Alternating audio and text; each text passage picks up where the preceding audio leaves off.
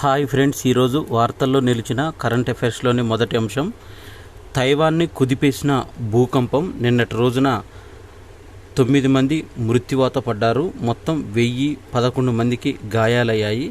Buildings మొత్తం ఒక పక్క ఒరిగిపోయి ఈ విధంగా కనిపిస్తున్నాయి. తీవ్రమైన భూకంపం రావడంతో చాలామంది అతలాకుతలమయ్యారు. ఇక వార్తల్లో చూసినట్టయితే భారీ భూకంపం తైవాన్ని కుదిపేసింది. ప్రకంపనల తీవ్రత ఆ ద్వీపం వాస్తవ వ్యాప్తంగా పదుల సంఖ్యలో భవనాలు కుప్పకూలిపోయాయి. దీనికి సంబంధించిన రిక్టర్ స్కేల్ పైన 7.4గా 7.4 రిక్టర్ స్కేల్ పైన నమోదైంది. దీనికి సంబంధించిన వివరాలను అమెరికన్ జియోలాజికల్ సర్వే ఏజిఎస్ వారు రిక్టర్ స్కేల్ పైన 7.4% నమోదైనట్టు వివరాలు తెలిపారు. భూకంపాల ముప్పు ఎక్కువగా ఉండే పసిఫిక్ రింగ్ ఆఫ్ ఫైర్ ప్రాంతంలో తైవాన్ ఉండడం, అక్కడ ప్రజలు ప్రకృతి విపత్తులను ఎదుర్కొనేందుకు నిరంతరం అప్రమత్తంగా ఉంటారు. అయితే బుధవారం స్వల్ప ప్రకంపనలు వస్తాయని అధికారులు అంచనా వేయగా ఉదయం 7:55 చాలా ఎక్కువ తీవ్రతతో ఈ భూకంపం సంభవించింది. దీంతో గ్రౌండ్ ఫ్లోర్లు కూలిపోవడంతో పాటు బహుళ అంతస్తు భవనాలు కూడా పక్కకు ఒరిగాయి. దీనికి సంబంధించిన హువాలిస్కు 150 పైగా కిలోమీటర్ల దూరంలో తైవాన్ రాజధాని ప్రాంతంలో పాత భవనాల నుంచి టైల్స్ అనేది ఊడిపోయాయి. ఇక దీనికి సంబంధించిన అంతకుముందు గతంలో చూసినట్టయితే చైనాలో షాంఘై అనే ఆగ్నేయ తీరంలో పలు ప్రావిన్స్లలో భూమి కంపించింది. ఇక 1999 సంవత్సరం సెప్టెంబర్ 21వ తేదీన తైవాన్ భారీ భూకంపం 7.7గా నమోదైంది. నాటి విపత్తుకు 2400 మంది ప్రాణాలు కోల్పోయారు. దాదాపు 1,00,000 మంది వరకు గాయపడ్డారు. గతంతో పోలిస్తే ఇప్పుడు నష్ట తీవ్రత అనేది కొంచెం తక్కువగా ఉంది. 9 మంది మాత్రమే మృత్యువాత పడ్డారు. 1011 మంది గాయపడ్డారు. 1999లో వచ్చిన ఈ భూకంపంలో రిక్టర్ స్కేల్ పైన 7.7 నమోదైంది. 2400 మంది ప్రాణాలు కోల్పోయారు. 1,00,000 మంది గాయపడ్డారు. ఎండాకాలం తీవ్రంగా ఎండలు సమీపిస్తున్న వేళ తెలుగు నేలలకు రాష్ట్రాలకు వాతావరణ మార్పులు తీవ్ర ప్రభావాన్ని చూపిస్తున్నాయి. తెలంగాణలో తాజాగా 43.5 డిగ్రీల ఉష్ణోగ్రత అనేది నమోదైంది. గత 53 ఏళ్ల పరిస్థితుల్లో క్లైమేట్ సెంట్రల్ సంస్థ అనేది అధ్యయనం చేసింది. తెలంగాణలో 0.5, ఏపీలో 0.9 డిగ్రీల వరకు ఉష్ణోగ్రతలు పెరిగాయి. ఏప్రిల్లో మొదటి 3 రోజులు 43 డిగ్రీలు దాటిన ఉష్ణోగ్రతలు మరింత పెరిగే అవకాశం ఉందని నిపుణులు చెబుతున్నారు. ఇక 2 మినహా అన్ని జిల్లాల్లో 42 డిగ్రీల కంటే కూడా ఎక్కువ ఉష్ణోగ్రతలు నమోదు కావడం రాష్ట్ర వ్యాప్తంగా ఎండల తీవ్రత స్పష్టం చేస్తుంది. నిర్మల్, జగిత్యాల, నల్గొండ, ఖమ్మము, గద్వాల, ఆదిలాబాద్, నాగర్ కర్నూలు జిల్లాల్లో బుధవారం ఉష్ణోగ్రతలు 43 డిగ్రీలు దాటాయి. నల్గొండ జిల్లాలోని నిడమనూరులో అత్యధికంగా 43.5 డిగ్రీలు నమోదైంది.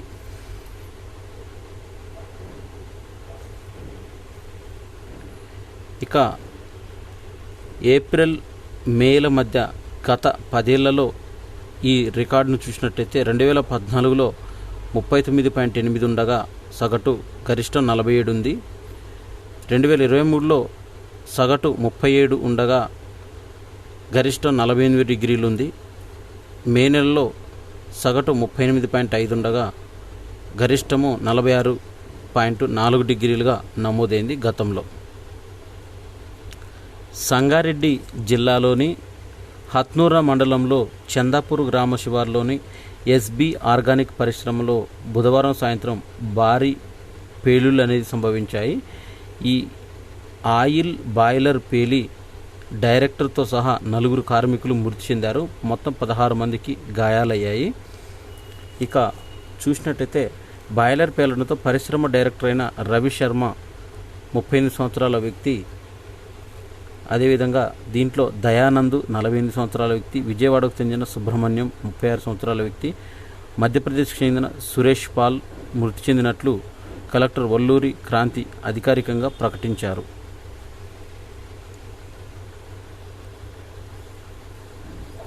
ఆర్టిఫిషియల్ ఇంటెలిజెన్స్ రోజు రోజుకి డెవలప్ అవుతూనే ఉంది. ఇక్కడ చూసినట్టయితే మనకి నుదిటిన ఎర్రటి బొట్టు పెట్టుకొని, చెవులకి చక్కని బుట్టలు, ముక్కుకు ముక్కెర, అందమైన చీరకట్టు, చేతి నిండా గాజులు చూడగానే భారతీయతను ఉట్టిపడే అమ్మాయి దేవిక. తన లుక్తోనే కాదు, తన పనితనంతోనూ ప్రపంచాన్ని ఆకర్షిస్తుంది. ఈమె పేరు దేవిక, ఆర్టిఫిషియల్ ఇంటెలిజెన్స్ ఇంజనీర్. ఇంకా పక్కగా చెప్పాలంటే యుఎస్కి చెందిన స్టార్టప్ కంపెనీ అయిన డెవిన్ పేరుతో ప్రపంచంలోని స్వయం ప్రతిపత్తితో పనిచేయగల ఆర్టిఫిషియల్ ఇంటెలిజెన్స్ కోడర్కు రూపొందించింది. ఈ ఏడాది ప్రారంభంలో ప్రపంచానికి పరిచయం చేసింది. పోటాపోటీగా దేశీయంగా తయారైన మన దేవిక తను మనిషి కాదు, వర్చువల్గా మాయ, కానీ మన పనుల్ని సులభతరంగా చేయడానికి సన్నద్ధమైంది. స్వేచ్ఛగా, శాంతియుతంగా, ప్రలోభాలకు దూరంగా ఎన్నికలు నిర్వహించాలని సిఎస్లు, డీజీపీలు వీరికి ఈసీ ఆదేశాలు జారీ చేశారు. అంతర్రాష్ట్ర, అంతర్జాతీయ చెక్ పోస్టులపైన కఠినంగా నిఘా ఉంచాలని, నేరగాళ్లు, సంఘ విద్రోహ శక్తులకు సంబంధించిన నిఘా సమాచారాన్ని సరిహద్దు జిల్లాలు పంచుకోవాలని, బోగస్ ఓట్లను అడ్డుకోవడానికి ఓటింగ్కు 48 గంటల ముందు అంతర్రాష్ట్ర సరిహద్దులు సీల్ చేయాలి, తరచూ అంతర్రాష్ట్ర సమన్వయ సమావేశాలు జరగాలి, అంతర్రాష్ట్ర సరిహద్దుల్లో, జిల్లాల్లో పెట్రోలింగ్ తీవ్రతరం చేయాలి, వ్యూహాత్మక ప్రదేశాల్లో అదనపు నాకాబందీ కేంద్రాలు ఏర్పాటు చేయాలి, పోలింగ్ రోజు అంతర్రాష్ట్ర సరిహద్దులను మూసివేయాలి, సరిహద్దులు రాష్ట్రాల్లో ఎక్సైజ్ కమిషనర్లు మద్యం పర్మిట్లను ఎప్పటికప్పుడు తనిఖీ చేయాలి, మద్యం దుకాణాలు ఆకస్మిక తనిఖీలు నిర్వహించాలి, లైసెన్స్డ్ ఆయుధాలున్నవారు నిర్దేశిత గడువులోపు వారు స్వాధీనం చేసుకునేలా చూడాలి, నాన్ బెయిలబుల్ వారెంట్లు అమల్లో పెట్టాలి, పారిపోయిన నేరగాళ్లు, నేర చరిత్రలపైన, ఎన్నికల్లో నేరాలు పాల్పంచుకున్న వారిపైన కూడా చర్యలు తీసుకోవాలని ఎలక్షన్ కమిషన్ భారత ప్రధాన ఎన్నికల కమిషనర్ రాజీవ్ కుమార్ ఆదేశాలు జారీ చేశారు. వీవీప్యాట్లను పరిశీలన వచ్చే వారం విచారిస్తామని VVPAT voter visible paper trail అనేది ఈ వీవీప్యాట్లను లెక్కించడం ద్వారా మరోసారి ధృవీకరించాలంటూ ఓ ఎన్జిఓ దాఖలు చేసిన పిటిషన్పై వచ్చే వారం విచారణ చేపట్టనున్నట్టు సుప్రీంకోర్టు తెలిపింది. నాటి విచారణ జాబితాలో పిటిషన్ చేరుతున్నట్టు justice Sanjiv Khanna, justice MM Sundaresh, justice Bela M Trivedi నేతృత్వంలో ఈ ధర్మాసనము వెల్లడించింది. ఓటరు చైతన్యంలో కేంద్ర సంస్థల భాగస్వామ్యం ఉంటుందంటూ తెలంగాణ రాష్ట్ర ఎన్నికల కమిషనర్ వికాస్ రాజు ఒక పోస్టర్ని విడుదల చేశారు. పోస్టల్, రైల్వే, చమురు సంస్థలతో ECI election commission of India ఒప్పందం చేసుకుంది. దీనికి సంబంధించిన బీపీసీఎల్ సంస్థలు తెలంగాణ ముఖ్య ఎన్నికల అధికారి కార్యాలయంలో అవగాహన ఒప్పందం చేసుకున్నాయి. త్వరలో జరగబోతున్న లోక్సభ ఎన్నికల్లో పోలింగ్ శాతాన్ని పెంచేందుకు ఆయా సంస్థల సహకారాన్ని తీసుకున్నట్లు రాష్ట్ర ముఖ్య ఎన్నికల అధికారి వికాస్ రాజ్ చెప్పారు. అంతరిక్ష యాత్రల్లో మహిళా శాస్త్రవేత్తలకు అవకాశం కల్పిస్తున్నట్టు ISRO chairman doctor S Somanath తెలిపారు. కొన్నేళ్లలో ఇది సాధికారమవుతుందని, 2040 వరకు ఇది సాధికారమయ్యే విధంగా మొట్టమొదటి అంతరిక్ష యాత్ర గగనయాన్కు వ్యోమగాములుగా టెస్ట్ పైలట్స్గా ఎంపిక చేయనున్నారు. మున్ముందు చేపట్టే ఈ మిషన్లో పైలట్లే కాక శాస్త్రవేత్తలు వెళ్లి పరిశోధనలు చేస్తారని తెలిపారు. Kalam institute of youth excellence KIEY గచ్చిబౌలిలోని ఇండోర్ స్టేడియంలో బుధవారం నిర్వహించిన ఇన్స్పైర్ హైదరాబాద్ కార్యక్రమానికి సోమనాథ్ ముఖ్య అతిథిగా హాజరయ్యారు. దీంట్లో స్పేస్ ఎకానమీలో 70% ఆదాయం అప్లికేషన్స్ నుంచి వస్తుందని, mobile communication, remote sensing, image processing వంటి చాలా సేవలు ఉన్నాయని చెప్పారు. ఒక వ్యక్తి తమిళ్లో మాట్లాడుతుంటే వెంటనే అనువాదం చేసి తెలుగులో పంపించేలా సాంకేతికత అందుబాటులోకి వస్తుందని తెలిపారు. ఆర్టిఫిషియల్ ఇంటెలిజెన్స్ రాకతో విద్య, నైపుణ్యాలు, పని విధానాల్లో చాలా మార్పులు వచ్చే అవకాశం ఉంది. ఇక ఆటోమొబైల్ అంటే మెకానికల్ ఇంజనీరింగ్ ఎక్కువగా ఉండేది. ఇప్పుడు ప్రతి కారులో 30 నుంచి 40 వరకు చిప్ల అమరికతో ఎలక్ట్రానిక్స్ పాత్ర పెరిగింది. వీటి ఎగుమతులు 21,000 కోట్లకు ఎగుమతులు ఉన్నట్టు DRDO సంస్థ తెలిపింది. నరెడ్కో రాష్ట్ర అధ్యక్షుడిగా విజయసాయి ఎంపికయ్యారు. తెలంగాణకు నూతన అధ్యక్షుడిగా మేక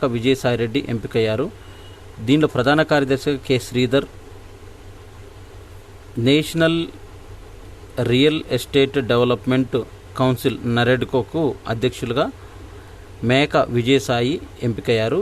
కార్యదర్శిగా కె శ్రీధర్ రెడ్డి, కార్యనిర్వాహక ఉపాధ్యక్షులుగా Kaliprasad, doctor lion Y Kiran, కోశాధికారిగా ఆర్ వెంకటేశ్వరరావు ఎన్నుకున్నారు. 2 ఏళ్ల పాటు వీరు పదవిలో కొనసాగుతారు. ఇటీవల జరిగిన 28వ వార్షిక సర్వసభ్య సమావేశంలో కొత్త కార్యవర్గాన్ని ఎన్నుకున్నట్లు నరెడ్కో ఒక ప్రకటన ద్వారా తెలిపారు.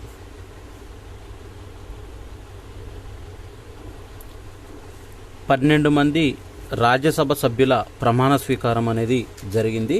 దీంట్లో ఎగువ సభకు చెందిన ఇటీవల ఎన్నికైన 12 మంది సభ్యులలో ఉపరాష్ట్రపతి, రాజ్యసభ చైర్మన్ జగదీప్ ధన్ఖడ్ బుధవారం ప్రమాణ స్వీకారం చేయించాడు. పార్లమెంటు హౌజ్లో నిర్వహించిన ఈ కార్యక్రమంలో నూతన సభ్యులు ధర్మశీలా గుప్తా, మనోజ్ కుమార్ ఝా, సంజయ్ యాదవ్, గోవింద్ బాయ్ లాల్జీ, ధోలాకియా, సుభాష్ చందర్, హర్ష్ మహాజన్, జీసీ చంద్రశేఖర్, ఎల్ మురుగన్, అశోక్ సింగ్, చంద్రకాంత్ హోందారే, మేధా మిశ్రం కులకర్ణి, సాధనా సింగ్ అనేవారు ప్రమాణ స్వీకారం చేశారు. రాజ్యసభ సభ్యులుగా వీరు పదవీకాలం బుధవారం నుంచి ప్రారంభమైంది. రాజ్యసభ డిప్యూటీ చైర్మన్ హరివంశ్ కార్యక్రమంలో పాల్గొన్నారు. ఈ నెల 2, 3 తేదీల్లో 54 మంది రాజ్యసభ సభ్యులు పదవి విరమణ చేశారు. ఇక మన్మోహన్కి పలువురు ప్రశంసలు అందించారు. రాజ్యసభ సభ్యుడిగా 33 ఏళ్ల పాటు కొనసాగిన మాజీ ప్రధానమంత్రి మన్మోహన్ సింగ్ దేశ ప్రయోజనాల విషయంలో ఎన్నడూ రాజీ పడలేదని కాంగ్రెస్ పార్టీ అధ్యక్షుడు మల్లికార్జున ఖర్గే కొనియాడారు. రాజ్యసభ సభ్యుడిగా మన్మోహన్ సింగ్ పదవీకాలం బుధవారం ముగిసింది. ఈ సందర్భంగా పలువురు నేతలు ప్రధానిగా 10 ఏళ్ల పాటు, రాజ్యసభ సభ్యుడిగా 33 ఏళ్ల పాటు సేవలందించిన మన్మోహన్ కృషిని గుర్తు చేసుకున్నారు. సామాజిక మాధ్యమాల్లో కూడా పోస్టులు పెట్టారు. దీని గురించి ప్రజా జీవితం నుంచి నిష్క్రమించిన ఆర్థిక సంస్కరణల రూపశిల్పి 33 ఏళ్ల పాటు ఎంపీగా కొనసాగిన మాజీ ప్రధాని మన్మోహన్ సింగ్ ముగిసిన రాజ్యసభ సభ్యత్వం. మృదు స్వభావి, ఉన్నత విద్యావంతుడు, ఆర్థికవేత్త మాజీ ప్రధానమంత్రి మన్మోహన్ సింగ్ 91 సంవత్సరాల వయసులో ప్రజా జీవితం నుంచి వైదొలిగారు. క్లిష్ట పరిస్థితుల్లో దేశాన్ని గట్టెక్కించి అభివృద్ధి పదంలో పరుగులు పెట్టేలా ఆయన ఆర్థిక సంస్కరణల రూపశిల్పి. పార్లమెంట్ సభ్యుడిగా 33 ఏళ్ల పాటు కొనసాగిన మన్మోహన్ సింగ్ రాజ్యసభ సభ్యత్వం బుధవారంతో ముగిసింది. ఆరోగ్యం సహకరించని పరిస్థితుల్లోనూ కీలక సమయాల్లో ఓపికగా సభకు వచ్చి అందరిలోనూ స్ఫూర్తిగా నింపారు. ప్రత్యక్ష రాజకీయాల నుంచి, ప్రజా జీవితం నుంచి నిశ్శబ్దంగానే వైదొలిగినప్పటికీ దేశ ఆర్థిక రంగానికి వేసిన బలమైన పునాదులు ఆయనను ఎన్నటికీ గుర్తు చేస్తూనే ఉంటాయి. ఇక దివంగత పివి నరసింహారావు నేతృత్వంలో ఆ తర్వాత కాలంలో 10 ఏళ్ల పాటు 2004 నుంచి 2014 మధ్యలో ప్రధానమంత్రి పదవిలో కొనసాగారు. 1991 అక్టోబర్ 1న అస్సాం నుంచి రాజ్యసభకు ఎన్నికై 2019 జూన్ 14 వరకు ఎగువ సభలో ఆ రాష్ట్రానికి ప్రాతినిధ్యం వహించారు. 2019 ఆగస్టు 20న రాజస్థాన్ నుంచి మళ్ళీ రాజ్యసభకు ఎంపికయ్యారు. ఈ నెల 3 వరకు కొనసాగారు. రాజకీయాల్లోకి రాకముందు Punjab university, Delhi school of ఎకనామిక్స్లో అధ్యాపకుడిగా విద్యార్థులకు ఆర్థిక పాఠాలు బోధించాడు. 1971లో కేంద్ర వాణిజ్య శాఖకు ఆర్థిక సలహాదారులుగా నియమితులై అనతి కాలంలోనే ఆర్థిక మంత్రిత్వ శాఖకు ప్రధాన సలహాదారుగా అయ్యారు. ప్రణాళిక సంఘం డిప్యూటీ చైర్మన్, ఆర్బీఐ గవర్నర్గా, ప్రధానమంత్రికి సలహాదారుగా, యూజీసీ చైర్మన్గా బహుముఖమైన సేవలను అందించారు. అవినీతి ప్రభుత్వానికి నేతృత్వం వహించారు అని భారతీయ జనతా పార్టీ ఈ సందర్భంగా కొనియాడింది. ఇక సైన్స్ అండ్ టెక్నాలజీకి సంబంధించిన కరెంట్ అఫైర్స్ చూసినట్టయితే గాలిలోని డిఎన్ఏతో నేరగాలను కనిపెట్టొచ్చని ఆస్ట్రేలియాలోని ప్లింపర్స్ విశ్వవిద్యాలయ పరిశోధకులు సరికొత్త విధానాన్ని గుర్తించారు. ఇందులో నేర ప్రదేశంలో గాలిలో నుంచి మానవ డిఎన్ఏను సేకరించి విశ్లేషిస్తారు. మనుషులు మాట్లాడినప్పుడు, శ్వాసించినప్పుడు కూడా వారి డిఎన్ఏ ఆనవాళ్లు వాతావరణంలోకి విడుదలవుతాయని పరిశోధకులు తెలిపారు. వాటిని అక్కడ వాతావరణం నుంచి సేకరించవచ్చని, ఏదైనా గదిలో ఎయిర్ కండిషనింగ్ యూనిట్ల ద్వారా కూడా వాయు ప్రసరణ జరుగుతున్నప్పుడు డిఎన్ఏ ఆనవాళ్లు అక్కడ ఘన, ద్రవ ఉపరితలాలపైన స్థిరపడుతుంటాయని, గాలిలోనూ తిరుగుతుంటాయని వివరించారు. ఈ తరహా పర్యావరణ డిఎన్ఏ సేకరించి విశ్లేషిస్తారు. నేరగాళ్లను గుర్తించడం సులువు అవుతుందని ఆస్ట్రేలియాలోని ఫ్లిండర్స్ యూనివర్సిటీ పరిశోధకులు తెలిపారు. ఇక మొబైల్ యాప్తో దేశంలోని ప్రాథమిక దశలో డిమెన్షియాను గుర్తించవచ్చని యూసీఎస్ఎఫ్ పరిశోధనలో వెల్లడించింది. University of California San Francisco UCSF పరిశోధకులు ఈ విషయాన్ని కనుగొన్నారు. ఈ పరిశోధనకు 54 ఏళ్ల సగటు వయసున్న 360 మందిని తీసుకున్నారు. వారికి రకరకాల పరీక్షలు నిర్వహిస్తుండగా వారి మాటలు, కదలికలను రికార్డు చేశారు. వీటి ఆధారంగా జన్యు స్థాయిలోనే డిమెన్షియా లక్షణాలు గుర్తిస్తున్నామని పరిశోధనలో పేర్కొన్నారు. పాల్గొన్న ఆడమ్ స్టెఫారోని తెలిపారు. డిమెన్షియాకు చాలా ఆలస్యంగా గుర్తించారు, ఎందుకంటే చిన్న వయసులో లక్షణాలు కనిపించినా మానసిక సమస్యలుగానే భావిస్తారు.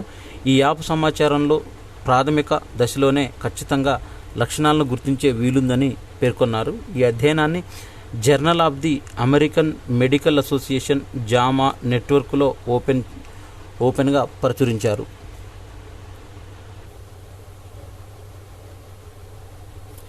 అక్షయ పాత్ర కృషి గర్వకారణం అని పొగిడిన మోదీ 400 కోట్ల మందికి పైగా అన్నదానం అని ఐక్యరాజ్య సమితిలో ప్రత్యేక వేడుక నిర్వహించారు. 2019 ఫిబ్రవరిలో బృందావన్ వద్ద 300 కోట్ల భోజనాన్ని చేతుల మీదుగా వడ్డించానంటూ కోట్లాది బాలలకు ఆహారాన్ని అందించడం ద్వారా అక్షయ పాత్ర భావితరాలకు పోషణను సమకూరుస్తుందని భారత ప్రధానమంత్రి నరేంద్ర మోడీ అభినందనలు తెలిపారు. అక్షయ పాత్ర ఫౌండేషన్ 400 కోట్ల భోజనాన్ని వడ్డించిన సందర్భంగా ఈ విధంగా కొనియాడారు.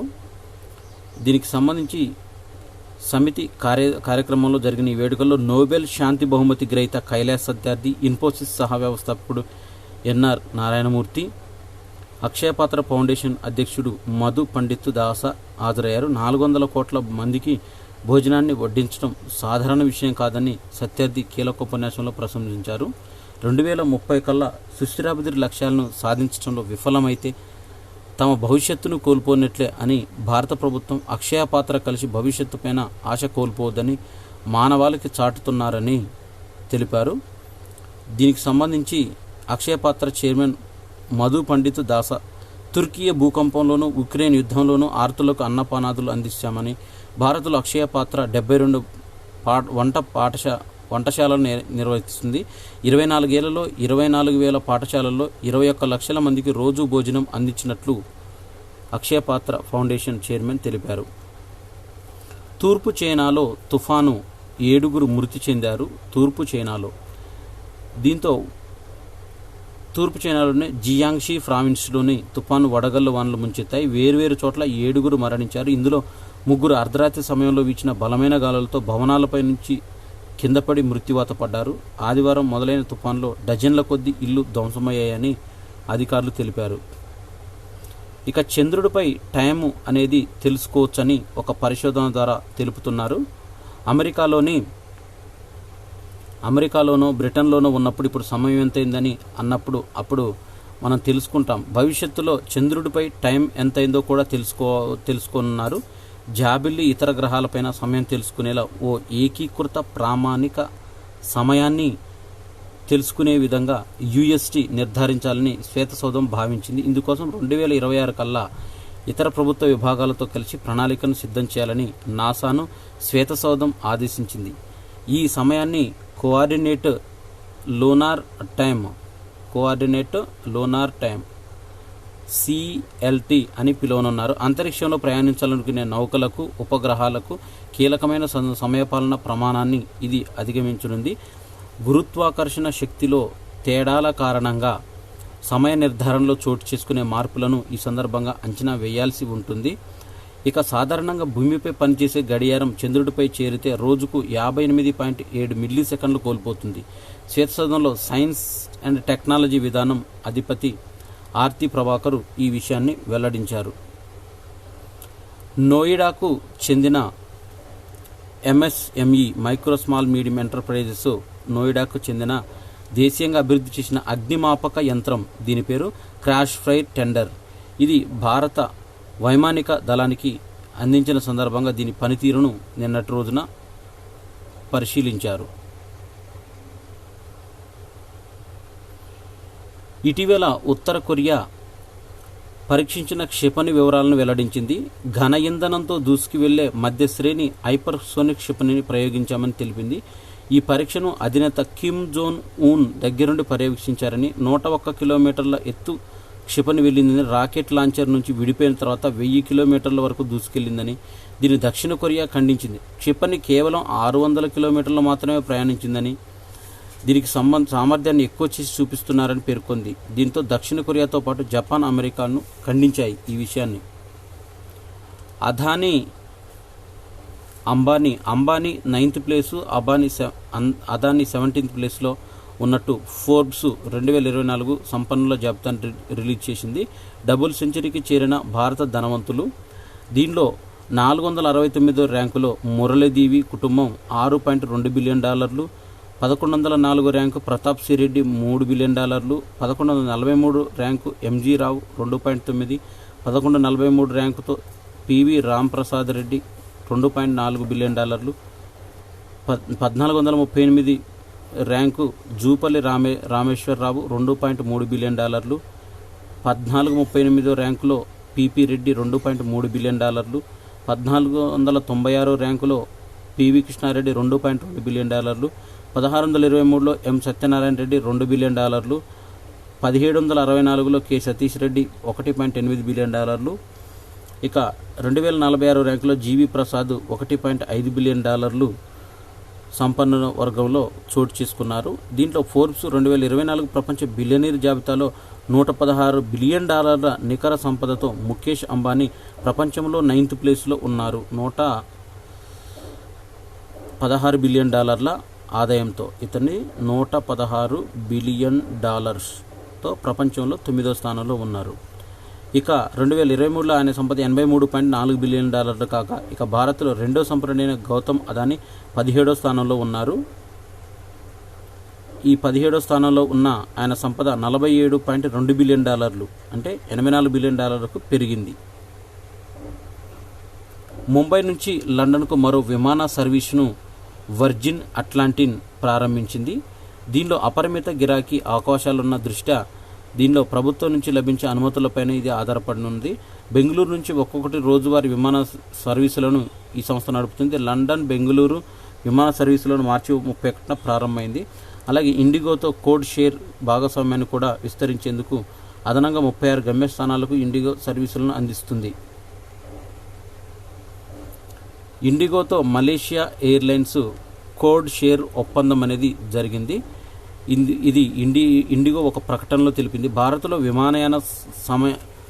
విమానయానాన్ని అనుసంధానం చేసేందుకు మలేషియా ఎయిర్లైన్స్ బలోపేతం చేసుకునేందుకు మలేషియా ఎయిర్లైన్స్కు విస్తృత నెట్వర్క్ అనేది ఆగ్నేషియాలోని మరిన్ని భాగస్వామ్యాలను ఇండిగో తన ప్రయాణాలు అందుబాటులో తెచ్చేందుకు వీలుగా ఉంది. ఢిల్లీ, ముంబై, బెంగళూరు, చెన్నై, హైదరాబాద్, అహ్మదాబాద్, అమృత్సర్, తిరువనంతపురానికి వారంలో 71 విమాన సర్వీసులు నడుపుతున్నట్టు తెలిపింది. దేశీయంగా తొలి వాణిజ్య చమురు నిల్వ కేంద్రాన్ని ఏర్పాటు చేశారు. బిడ్లను ఆహ్వానించిన ICPRL Indian strategic petroleum reserve limited అనేది దేశంలో పెట్రోలియం నిల్వ కేంద్రాల అభివృద్ధి నిర్వహణకు బాధ్యతగా ఇది చూసుకుంటుంది. ఇప్పటికే తొలి విడత మొత్తం 5.33 బిలియన్ టన్నుల నిల్వ సామర్థ్యం ఉన్నట్టు 3 భూగర్భ వ్యూహాత్మక చమురు నిల్వ కేంద్రాలను ఐసిపిఆర్ఎల్ అభివృద్ధి చేసింది. ఆంధ్రప్రదేశ్లోని విశాఖపట్నం 1.33 మిలియన్ టన్నులు, కర్ణాటక మంగళూరులో 1.5 మిలియన్ టన్నులు, పాడూరులో 2.5 మిలియన్ టన్నులు ఉన్నాయి. శాంసంగ్తో ఆర్టిఫిషియల్ ఇంటెలిజెన్స్ గృహోపకరణాలు, వాషింగ్ మిషన్లో 70% వరకు విద్యుత్ ఆదాను చేయనున్నట్లు ఆర్టిఫిషియల్ ఇంటెలిజెన్స్ కొత్త శ్రేణి ఉపకరణాలు భారతీయ గృహాల్లో స్మార్ట్గా జీవించేందుకు దోహదం చేస్తున్నాయి. దీంతో ఆధారిక ఉపకరణాలు కావడంతో ఫ్రిడ్జ్లపైన 10% వరకు, ఏసీలపైన 20% వరకు, వాషింగ్ మిషన్లపైన 70% వరకు విద్యుత్ ఆదా అవుతుందని తెలిపారు. దీనికి సంబంధించింది ఇక ఇన్బిల్ట్తో ఈ ఉపకరణాలు ఇంటర్నెట్ అనుసంధానత ఇన్బిల్ట్తోనే రూపొందాయి. కెమెరాలు, ఆర్టిఫిషియల్ ఇంటెలిజెన్స్ ఏఐ చిప్ల సాయంతో వినియోగదారులు వీటిని స్మార్ట్ థింగ్స్ యాప్ ద్వారా వినియోగించవచ్చని వెల్లడించింది. సింగపూర్లో ఫోన్పే యూపీఐ సేవలు ప్రారంభించారు. యూపీఐ అంటే యూనిఫైడ్ పేమెంట్స్ ఇంటర్ఫేస్ ద్వారా సింగపూర్లో తమ ఖాతాదారులు చెల్లింపులు చేయవచ్చని ఫిన్టెక్ అనే సంస్థ ఫోన్పే బుధవారం వెల్లడించింది. ఈ మేరకు సింగపూర్ టూరిజం బోర్డు STBతో ఒప్పందంపై సంతకాలు చేసింది. భారత్, సింగపూర్ల మధ్య ఇప్పటికే ఉన్న UPI అనుసంధానితమైన ఈ ఒప్పందం కుదిరిందని, ఖాతాదారులు ప్రస్తుతం భారతీయ బ్యాంకు ఖాతాల నుంచి నేరుగా రెండు దేశాల మధ్య విదేశీ లావాదేవీలను క్రాస్ బోర్డర్ ట్రాన్సాక్షన్స్ను తక్షణమే చేయడానికి అనుమతినిస్తున్నట్టు తెలిపింది. 2024 సంవత్సరంలో భారత్ వృద్ధి రేటు 7.5% ఉండబోతుందంటూ ప్రపంచ బ్యాంకు అంచనా వేసింది. గతంలో అంచనా వేసిన వృద్ధి రేటు కంటే 1.2% పెంచడము విశేషము. భారత్లో బలమైన వృద్ధితో పాటు పాకిస్తాన్, శ్రీలంకల్లో రికవరీతో దక్షిణాసియాలో వృద్ధి శాతం 6గా నమోదు కావచ్చని ప్రపంచ బ్యాంక్ తెలిపింది. ఈ నివేదిక ప్రకారం 2024-25లో ప్రపంచంలోనే అత్యంత వేగంగా వృద్ధి చెందే ప్రాంతంగా దక్షిణాసియా నిలుస్తుంది. 2025లో ఈ ప్రాంతంలో 6.1% వృద్ధిని అంచనా వేసింది. దక్షిణాసియా ప్రాంత ఆర్థిక వ్యవస్థలో అధిక వాటా కలిగి ఉన్న భారత ఉత్పత్తి వృద్ధి 2022-23, 2023-24 సంవత్సరాల్లో 7.5%కి చేరుతుంది. సేవలు, పరిశ్రమలు బలంగా ఉండటం కలిసిస్తుందని, బంగ్లాదేశ్ ఉత్పత్తి మాత్రం 2023-24, 24-25 ఆర్థిక సంవత్సరంలో 5.7% పెరగొచ్చని వెల్లడించింది. ఇక్కడ అధిక ద్రవ్యోల్బణము, వాణిజ్యాంశాలు, విదేశీ మారక నిల్వలు, ఆర్థిక కార్యకలాపాలను నిరోధించవచ్చని ప్రపంచ బ్యాంకు, వరల్డ్ బ్యాంకు సూచించింది. వరల్డ్ బ్యాంకు సూచించిన ఇండియా గ్రోత్ రేట్స్ 2024లో 7.5% ఉంటుందని తెలిపింది. 2024 సంవత్సరానికి. IPL సీజన్ 17 అనేది ముమ్మరంగా సాగుతుంది. దీంట్లో చూసినట్టయితే మొదటి స్థానంలో కోల్కతా జట్టు 2.518 నెట్ రన్ రేటుతో ముందంజలో ఉంది. ఇది 6 పాయింట్స్తో 2.518 నెట్ రన్ రేట్తో ఉంది. కోల్కతా జట్టు ఆడిన మ్యాచ్లు 3, గెలిచినవి 3.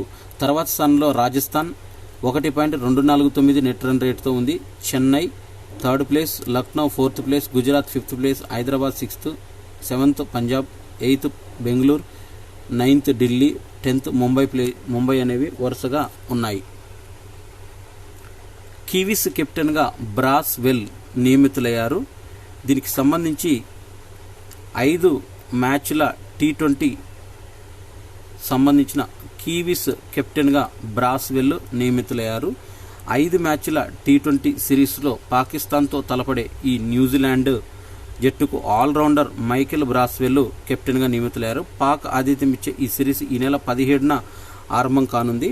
ఇక IPLలో ఆడుతున్న Boult, Ferguson, Matt Henry, Mitchell, Phillips, Rachin Ravindra, Santner, Kane విలియమ్స్లు ఈ సిరీస్లో అందుబాటులో లేరు. ఈ అన్ని ఫార్మాట్లో తీరికలేని షెడ్యూల్లో ఉండటం వల్ల టీం సౌదీని ఎంపికకు పరిగణలోకి తీసుకోలేదు. 2 కొత్త ఆటగాళ్లు batter Tim Robinson, pacer Will వర్కేలకు జట్టులోకి చోటు దక్కింది. 33 ఏళ్ల బ్రాస్వెల్ ఇప్పటి వరకు 16 T20 మ్యాచ్లను ఆడారు. బంగ్లాదేశ్ మహిళలతో భారత T20 సిరీస్ అనేది ఆడబోతుంది. ఈ నెల 28 నుంచి మే 9 వరకు జరుగుతుంది. భారత్ ఈ నెల 23న బంగ్లాదేశ్ చేరుకుంటుంది. మే 10న తిరిగి స్వదేశానికి తిరిగి వస్తుంది. మ్యాచ్లన్నీ కూడా సిల్హెట్లోనూ జరగనున్నాయి. ప్యారిస్లో ఒలింపిక్స్లో మన వాళ్ళకి మెనూ బాస్మతి బియ్యంతో చేసిన అన్నము, పప్పు, చపాతి, ఆలుగడ్డ, గోబీ, కోడికూర, పులుసులను ఆస్వాదించడానికి సిద్ధం చేశారు. భారత అథ్లెట్లకు ప్రత్యేక ఆహారం కోసం ఇప్పటికే ఒలింపిక్స్ నిర్వాహకులు ఈ మేరకు భోజనాలను పట్టికను పంపించారని భారత deputy chef de mission Shiva Keshavan వెల్లడించారు. ఇక త్వరలో ప్రారంభం కానున్న ఈ ప్యారిస్ ఒలింపిక్స్కి సర్వం సిద్ధం చేశారు. ఇక వార్తల్లో వ్యక్తిగా ప్రపంచంలోనే అత్యంత వృద్ధుడు కన్నుమూశాడు. వెనెజులాలోని ప్రపంచంలోనే అత్యంత వృద్ధ వ్యక్తిగా గిన్నీస్ రికార్డులకు ఎక్కిన వెనెజులాకు చెందిన 114 సంవత్సరాల వయసున్న జువాన్ విసెంటీ ఫెరీస్ మొరా అనే వ్యక్తి మంగళవారం మరణించారు. ఆయనకు 6 కుమారులు, 5 కుమార్తెలు, ఏకంగా 41 మంది మనవళ్ళు, మనవరాళ్ళు, 18 మంది ముని మనవళ్ళు, మనవరాళ్ళు ఉన్నారు. ఆ తర్వాత తరంలో ఇంకో 12 మంది వారసులు ఉండటం విశేషం. ఈ జువాన్ 1909 మే 27న పుట్టారు. చనిపోయేదాకా ఇతను పొలంలోనే పనిచేయడం, బాల్యం నుంచి రోజు పొలం పనులు చేసుకోవడం, త్వరగా నిద్రపోవడం, రోజు ఒక మద్యము తీసుకోవడము తన దీర్ఘాయుకు రహస్యాలంటూ 114 ఏళ్ల జువాన్ విసెంటి ఫెరిజ్ మొరా తెలిపాడు. ఇతను ఇప్పటి వరకు ప్రపంచంలోనే అత్యంత వృద్ధుడిగా రికార్డ్స్లో నమోదు అయ్యి ఉంది ఇతని పేరు. ఇవి ఏప్రిల్ 4, 2024కు సంబంధించిన కరెంట్ అఫైర్స్. ఈ వీడియో నచ్చినట్టయితే లైక్ చేయండి, షేర్ చేయండి, కామెంట్ చేయండి.